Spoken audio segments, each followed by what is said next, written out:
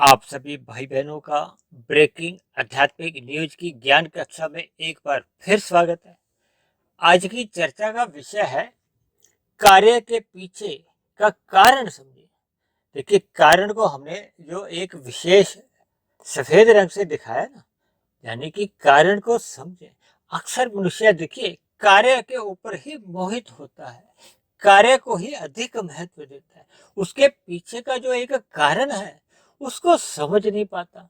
देखिए, मनुष्य जोनी एक बुद्धिमान जोनी है। देखिए, मनुष्य से नीचे की जितनी भी जोनियां हैं वो तो देखिए कर्म से अछेत है, और मनुष्य से जो ऊपर की जोनी है वहां देखिए सत्संग करने का कोई एक अवसर नहीं है। मनुष्य से नीचे की हो जोनियां हो, चाहे मनुष्य से ऊपर की जोनियां हो, इनको भोग जोनियां कहा गया।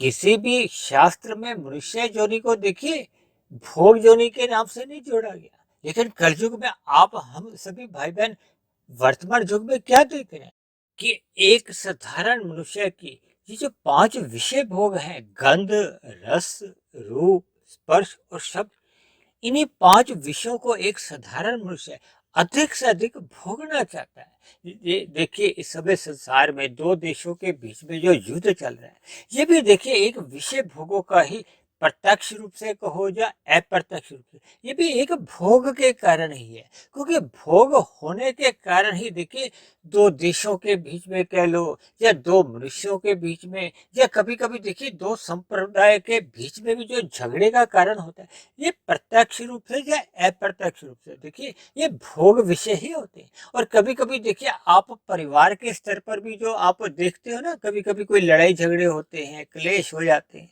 तो वो किसके ऊपर होते हैं? संपत्ति के ऊपर होते हैं। या ये संपत्ति भी देखिए प्रत्यक्ष रूप से या अप्रत्यक्ष रूप में ये भोग विषयों को ही दर्शाती है। कुल मिलाकर देखिए, हम अपने मिले हुए जीवन में यदि इन विषय भोगों को अधिक महत्व देते हैं, तो फिर आपका हमारा जो मिला हुआ जीवन का जो एक साधना का जो एक अवसर है, वो हमारे आपके हाथ से जी क्रम से छूटने लगता है। क्योंकि मनुष्य जीवन को कहीं भी भोग जोनी के साथ जोड़ा ही नहीं गया, ये कर्म जोनी है।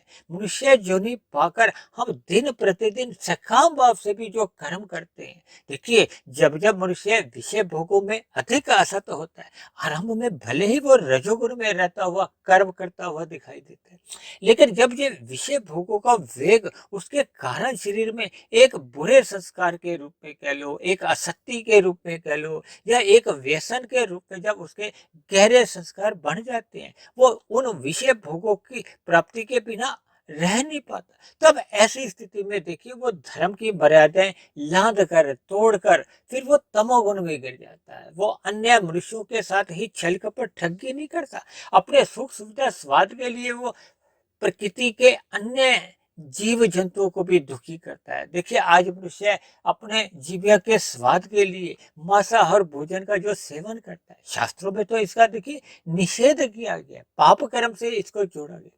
क्योंकि शास्त्रों में विहित कर्म करने से ही आपका हमारा पुण्य कर्मों का कर्माशय बनता है। और जब जब हम देखिए निषेध कर्म करते हैं, पाप कर्म करते हैं, तो आपका हमारा कर्माशय फिर पाप कर्मों का ही बनने लगता है।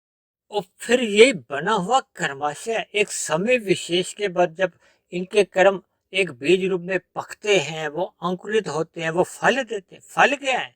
सुख और दुख। देखिए, जब हमारे पाप कर्मों के फल आते हैं तो वो क्या है? वो दुख की परिस्थितियां ही होती हैं, प्रतिकूल परिस्थितियां होती हैं, जो कि मनुष्य को अच्छी नहीं लगती। किसी भी मनुष्य को देखिए दुख अच्छे नहीं लगते, पीड़ा होती है। और इसी तरह जब जब हम अपने जीवन में पुण्य कर्म करते हैं, तो उनका एक समय विशेष के बाद सुख रूपी फल आते हैं, अनुकूल परिस्थितियां मिलती हैं। यानी मनुष्य देखिए प्रतिकूल परिस्थितियों के आने पर दुखी होता है, लेकिन उसके पीछे का कारण पर विचार नहीं करता, अपने किए गए कर्मों पर विचार नहीं करता। देखिए, मनुष्य से नीचे की जो 80 लाख प्रकार की जोनियां हैं, वो भी तो देखिए एक कार्य है। हम जो मनुष्य जोनि में, हम भी एक आपके हमारे जो स्थूल शरीर मिला है मनुष्य जोनि का, क्योंकि जोनियां देखिए स्थूल शरीर के स्तर पर होती है। ये जो आपका हमारा सूक्ष्म शरीर और कारण शरीर है, ये एक गोंद रूप में देखिए ये कारण ही समझे जाते हैं।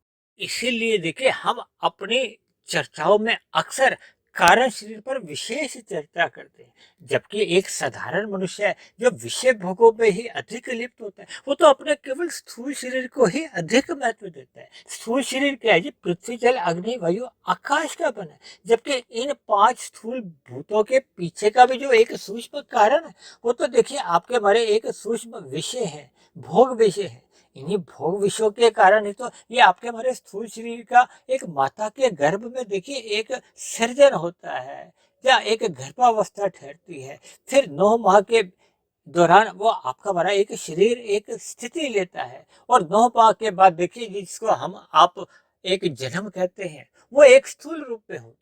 तो इन सभी बातों को देखिए हमें ज्ञान पूर्वक समझना चाहिए, लेकिन अक्सर मनुष्य देखिए कार्य को ही अधिक महत्व देता है, उसके पीछे का कारण को वो समझता नहीं।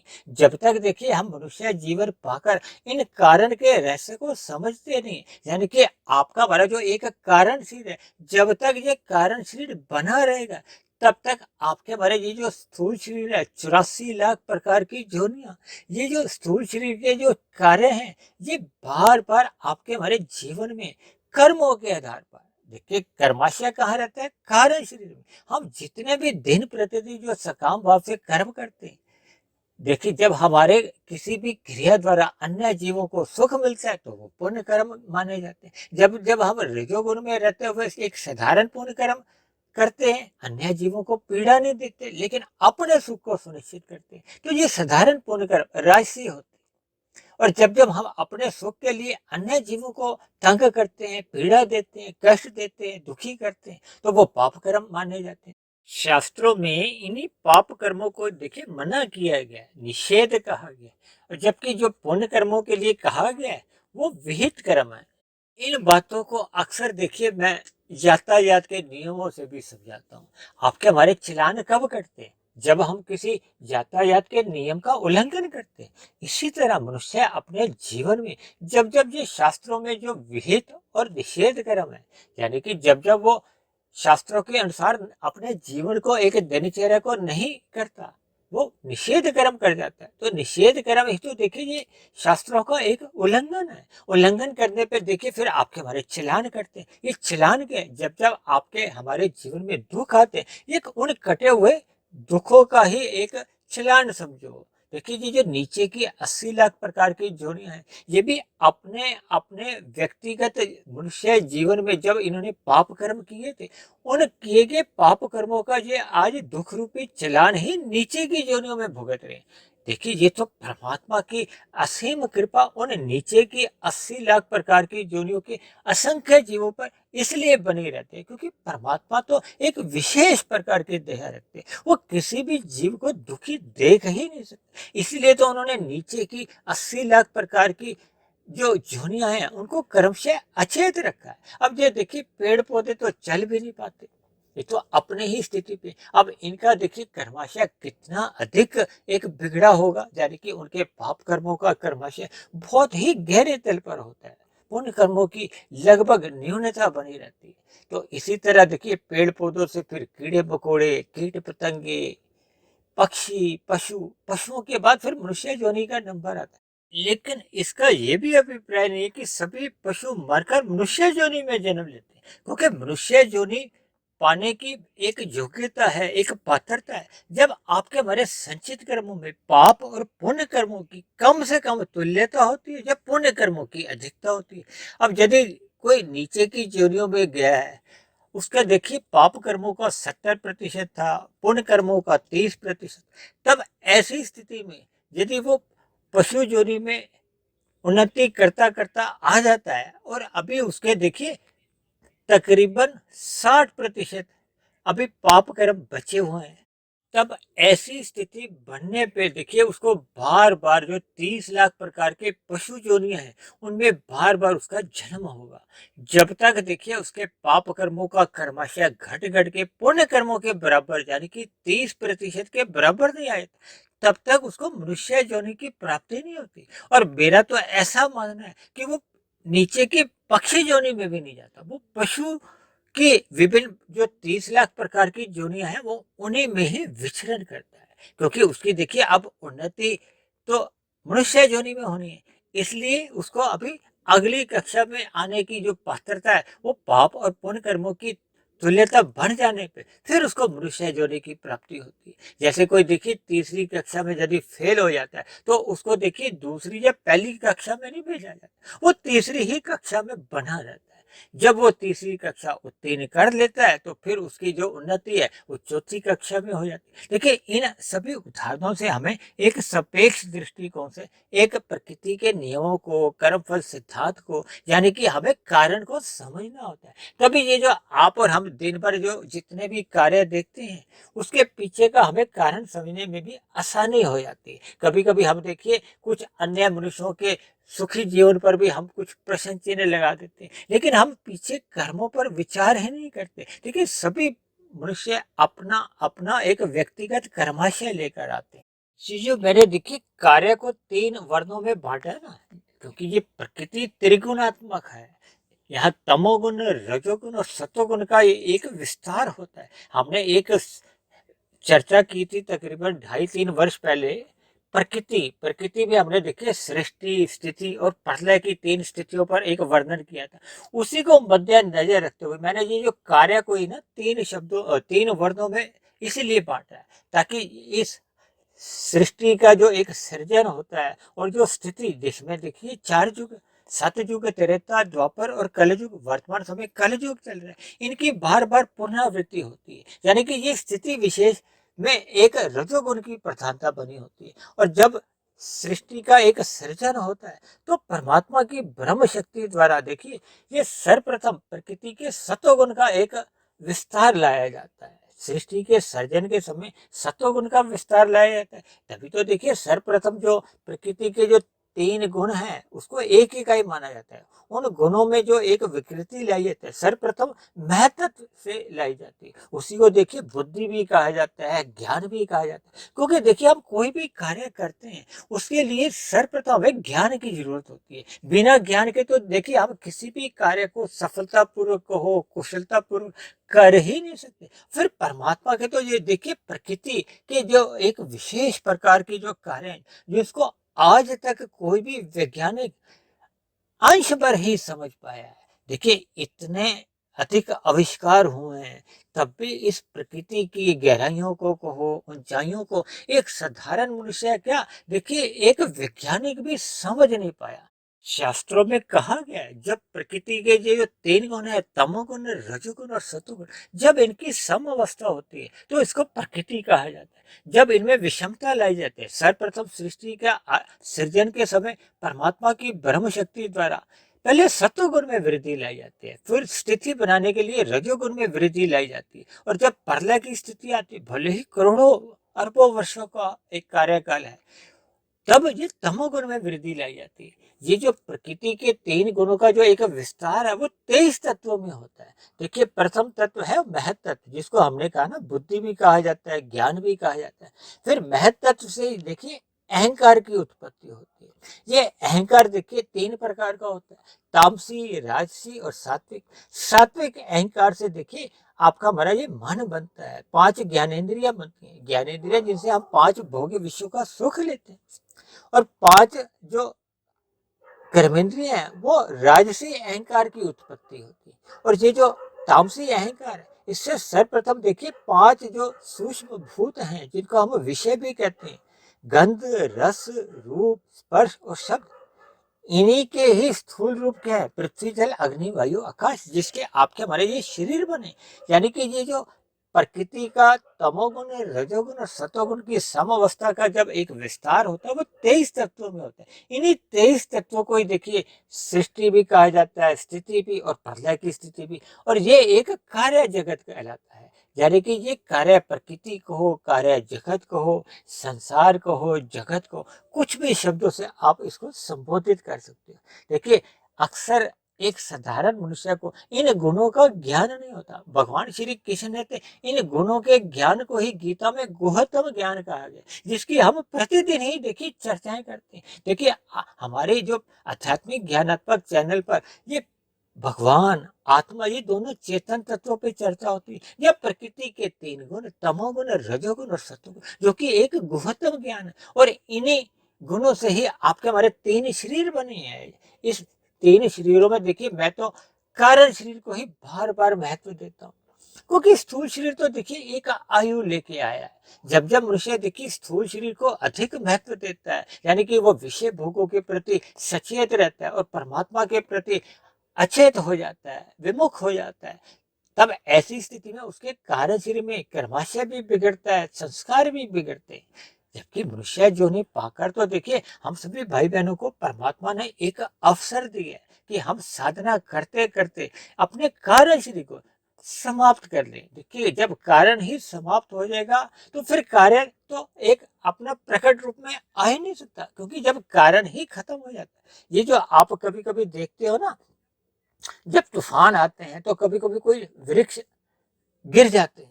कब गिरते हैं? जब उनकी जड़ें कमजोर हो जाती हैं। जैसे देखिए कोई बहुत ऊंची इमारत बनी होती है तो उसके नीचे की जो एक नींव है जो कि हमें दिखाई नहीं देती, इसी तरह देखिए बड़े से बड़े वृक्ष की तो हमें जड़ें दिखाई नहीं देती, लेकिन वो वृक्ष वो जड़ों पे तो टिका है, और जब वो जड़ें उखड़ जाती हैं तो फिर वो पेड़ गिर जाता है।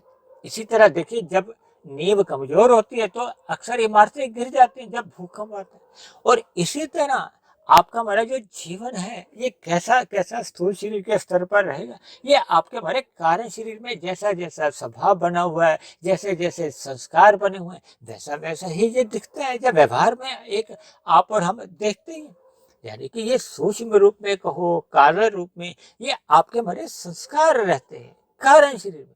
जब तक ये बुरे संस्कार बने रहते हैं तो फिर ये बुरे संस्कार ही आपके हमारे मन बुद्धि में यानी कि सूक्ष्म शरीर में ये बार बार बुरे विचार लाते हैं, बुरी वृत्तियां उठती हैं, फुरने उठते हैं। ये बुरी वृत्तियां ही हमें फिर स्थूल शरीर के स्तर पर देखिए पाप जगत की दुनिया में ले जाती हैं, अपराध जगत की दुनिया में ले जाती हैं, यानी कि हम निषेध कर्म करने लगते हैं। और जब मनुष्य निषेध कर्म करता है तो फिर पुनः उसका कर्माशय एक पाप कर्मों का बनने लगता है। यानी कि हम सभी भाई बहनों को देखिए कारण को समझना है। इसलिए मैंने आज के वीडियो के चित्र के नीचे जो कारण समझे को मैंने सफेद रंग से दिखाया है, ताकि इस पर हम चिंतन करें, विचार करें और मिले हुए जीवन में अपने कारण शरीर को जड़ से समाप्त करें। जड़ को समाप्त करने का अभिप्राय है कि ये जो भोग के अज्ञानता के जो संस्कार हैं उसको हम दग्ध बीज करें। जब ये संस्कार बीज रूप में जो रहते हैं ये दग्ध बीज हो जाते हैं तो फिर इनकी कोई किसी भी प्रकार का कोई अंकुरण नहीं होता। और यदि ये बीज किसी भी स्थिति में अगर कारण शरीर में बने हुए हैं तो फिर जैसे जैसे बीज होंगे उनका एक समय विशेष के बाद अंकुरण होगा, अंकुरण के बाद वो पेड़ पौधे का एक रूप धारण करते हैं। ये पेड़ पौधे के फिर दो ही तरह के फल आते हैं, सुख और दुख। यानी कि जैसे जैसे आपके हमारे कारण शरीर में संस्कार होते हैं वैसे ही मन बुद्धि में फिर वो उन वृत्तियों का अंकुरण होता है। फिर वो पेड़ पौधे यानी कि हम फिर स्थूल शरीर की कर्म इंद्रियों द्वारा कर्म कर जाते हैं या ज्ञान इंद्रियों द्वारा भोग विषयों की ओर झुक जाते हैं। तो ये सभी स्थितियों को हमें देखिए समझना होगा, यानी कि अपने मिले हुए जीवन में कारण शरीर को हमें समाप्त करना है। जैसे ही हम स्थूल शरीर के रहते रहते अपना कारण शरीर समाप्त कर लेते हैं तो फिर कारण शरीर के समाप्त होते ही आपका हमारा सूक्ष्म शरीर समाप्त हो जाता है। और स्थूल शरीर तो देखिए सभी के ही बिना प्रयत्न के ही अपने आप ही समाप्त होते हैं। यानी कारण के समाप्त होने पे फिर ये जो 84 लाख प्रकार की जो जोनियों का जो बंधन है, देखिए स्थूल शरीर कितना भी एक अनुकूल परिस्थितियों में हो, ये प्रकृति की जो त्रिविध ताप हैं, आध्यात्मिक दुख हैं, भौतिक दुख हैं, दैविक दुख हैं, इनसे मनुष्य किसी भी कारण से कम अधिक मात्रा में दुखी ही रहता है। क्योंकि भगवान श्री कृष्ण ने तो इस जगत को ही गीता में दुखालय नाम से संबोधित किया। इसलिए मेरी आप सभी भाई बहनों से विनती है कि मिले हुए जीवन का सदुपयोग करते हुए हमें साधना आरंभ करनी चाहिए। साधना क्या है? देखिए जब हम अपने स्थूल शरीर के भोग विषयों को एक मर्यादा में रखते हैं, यानी स्थूल शरीर की आवश्यकता तक ही पुरुषार्थ करते हैं, अपना रजोगुण एक मर्यादा में रखते हैं, यानी कि रजोगुण को सतोगुण की लगाम से एक मर्यादा में नियंत्रण में रखते हैं, और तमोगुण का जो एक मल रूपी संग से अपने आप को बचाते हैं, ब्रह्म मुहूर्त से पूर्व ही हम उठ जाते हैं, ताकि प्रकृति के जो शुद्धतम समय है ब्रह्म मुहूर्त, उसका जब हम अधिक संग करते हैं तो आपके हमारे कारण शरीर में सहज ही शुभ संस्कार, ज्ञान के संस्कार बनने लगते हैं और क्रमशः जो पहले के अज्ञानता के संस्कार होते हैं, बुरे संस्कार होते हैं, वो क्रमशः दग्ध बीज होने लगते हैं और एक ऐसी स्थिति विशेष बन जाती है जब ये बुरे संस्कार पूर्ण रूप से समाप्त हो जाते हैं, यानी कि मनुष्य कारण शरीर के स्तर पर कारण शरीर को समाप्त कर लेता है, तब वो स्थूल शरीर के रहते रहते मायातीत की स्थिति में होता है और स्थूल शरीर के मरने पे फिर उसको मोक्ष की प्राप्ति होती है। आनंदमय स्थिति में वो बहुत ही लंबे समय तक एक मोक्ष काल में अपना आनंदमय जीवन व्यतीत करता है। तो ऐसी सभी शुभ स्थितियां हम सभी भाई बहनों के जीवन में तभी बन पाती हैं जब हम कार्य को नहीं, कारण को एक यथार्थ रूप में समझते हैं। तो ऐसी सभी ज्ञानमय स्थितियां हम सभी भाई बहनों के जीवन में भी बने, ताकि हम सभी भाई बहनों का जीवन सफल हो, सार्थक हो। इन्हीं शुभ कामनाओं के साथ आज की चर्चा विशेष को हम यही विश्राम देते हैं।